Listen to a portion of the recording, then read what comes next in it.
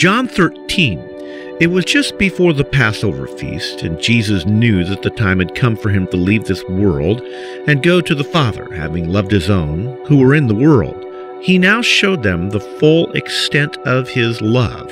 The evening meal was being served, and the devil had already prompted Judas Iscariot, son of Simon, to betray Jesus. Jesus knew that the Father had put all things under his power, and that he'd come from God and was returning to God. So he got up from the meal, took off his outer clothing, and wrapped the towel around his waist. After that he poured water into a basin and began to wash his disciples' feet, drying them with the towel that was wrapped around him. He came to Simon Peter, who said to him, "Lord, are you going to wash my feet?" Jesus replied, "You do not realize now what I'm doing, but later you will understand." "No," said Peter, "you will never wash my feet." Jesus answered, "Unless I wash you, you have no part of me." "Then, Lord," Simon Peter replied, "not just my feet, but my hands and my head as well." Jesus answered, "A person who has had a bath needs only to wash his feet. His whole body is clean, and you are clean, though not every one of you," for he knew who was going to betray him, and that was why he said, "Not everyone was clean." When he had finished washing their feet, he put on his clothes and returned to his place. "Do you understand what I've done for you?" he asked them. "You call me teacher and Lord, and rightly so, for that is what I am. Now that I, your Lord and teacher, have washed your feet, you also should wash one another's feet. I have set for you an example, that you should do as I have done. I tell you the truth. No servant is greater than his master, nor is a messenger greater than the one who sent him. Now that you know these things, you will be blessed if you do them. I am not referring to all of you. I know those who I have chosen, but this is to fulfill the scripture. He who shares my bread has lifted up his heel against me. I'm telling you now before it happens, so that when it does happen, you will believe that I am he. I tell you the truth.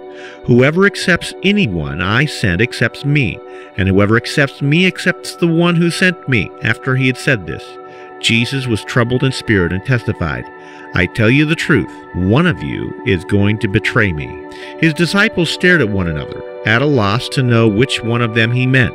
One of them, the disciple whom Jesus loved, was reclining next to him. Simon Peter mentioned to this disciple and said, "Ask him which one of us he means." Leaning back against Jesus, he asked him, "Lord, who is it?" Jesus answered, "It is the one to whom I will give this piece of bread when I have dipped it in the dish." Then, dipping the piece of bread, he gave it to Judas Iscariot, son of Simon. As soon as Judas took the bread, Satan entered him. "What you are about to do quickly," Jesus told him. But no one at the meal understood why Jesus said this to him.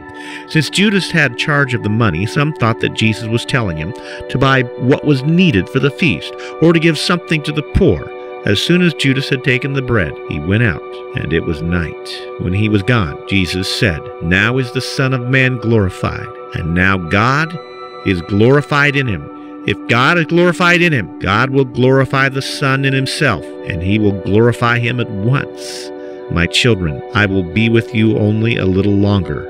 You will look for me, and just as I told the Jews, so I tell you now, where I am going, you cannot come. A new command I give you, love one another. As I have loved you, so you must love one another. By this all men will know that you are my disciples, if you love one another." Simon Peter asked him, "Lord, where are you going?" Jesus replied, "Where I am going, you cannot follow, but you will follow later." Peter asked, "Lord, why can't I follow you now? I will lay down my life for you." And Jesus answered, "Will you really lay down your life for me? I tell you the truth, before the rooster crows, you will disown me 3 times.